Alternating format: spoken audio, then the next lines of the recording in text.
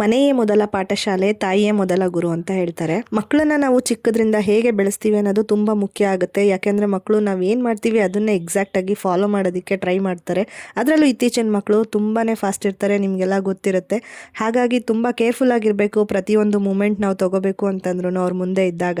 ಈ ವಿಡಿಯೋದಲ್ಲಿ ನಾನು ನನ್ನ ಮಗಳು ಬೆಳಗ್ಗೆ ಎದ್ದ ತಕ್ಷಣ ಯಾವ ರೀತಿ ಮಾರ್ನಿಂಗ್ ರೊಟೀನ್ನ ಫಾಲೋ ಮಾಡ್ತೀವಿ ಅಂತ ಹೇಳಿಬಿಟ್ಟು ಶೇರ್ ಮಾಡಿದ್ದೀನಿ. ಆಲ್ಮೋಸ್ಟ್ 90% ಇದೇ ಥರನೇ ಇರುತ್ತೆ. ಕೆಲವೊಂದು ಸರಿ ಮಾತ್ರ ಸ್ವಲ್ಪ ವೇರಿ ಆಗುತ್ತೆ. ಯಾಕೆ ಅಂದರೆ ನನಗೇನಾದರೂ ಹುಷಾರಿಲ್ಲ ಅಂದರೆ ಅಥವಾ ಬೇರೆ ಏನಾದರೂ ಕಾರಣಗಳಿಂದ ಸ್ವಲ್ಪ ವೇರಿ ಆಗ್ಬೋದು. ಬಿಟ್ಟರೆ ಇದೇ ಥರನೇ ಇರುತ್ತೆ.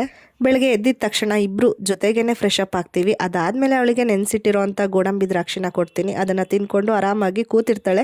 ಆದಷ್ಟು ನಾನು ನೈಟೇ ಎಲ್ಲ ಕೆಲಸನೂ ಮುಗ್ಸೋಕ್ಕೆ ನೋಡಿರ್ತೀನಿ. ಕೆಲವೊಂದು ಸರಿ ಏನಾದರೂ ಅದು ಉಳ್ಕೊಂಡಿದ್ರೆ ಬೆಳಗ್ಗೆ ಮಾಡಿಕೊಂಡು ಬ್ರೇಕ್ಫಾಸ್ಟ್ ಪ್ರಿಪೇರ್ ಮಾಡ್ತೀವಿ. ಆವಾಗ ಅವಳನ್ನೂ ಕೂಡ ಇನ್ವಾಲ್ವ್ ಮಾಡ್ಕೊತೀನಿ. ಕಿಚನಲ್ಲೇ ಇರ್ತಾಳೆ, ವಿಂಡೋಯಿಂದ ಹೊರಗಡೆ ನೋಡೋದು, ಬೇರೆ ಏನಾದರೂ ಆಟಾಡೋದು ಮಾಡಿಕೊಂಡು ಕೂತಿರ್ತಾಳೆ. ಕೆಲವೊಂದು ಸರಿ ಹಿಂಸೆನೂ ಕೊಡ್ತಾಳೆ, ಏನೂ ಮಾಡೋದಕ್ಕಾಗಲ್ಲ.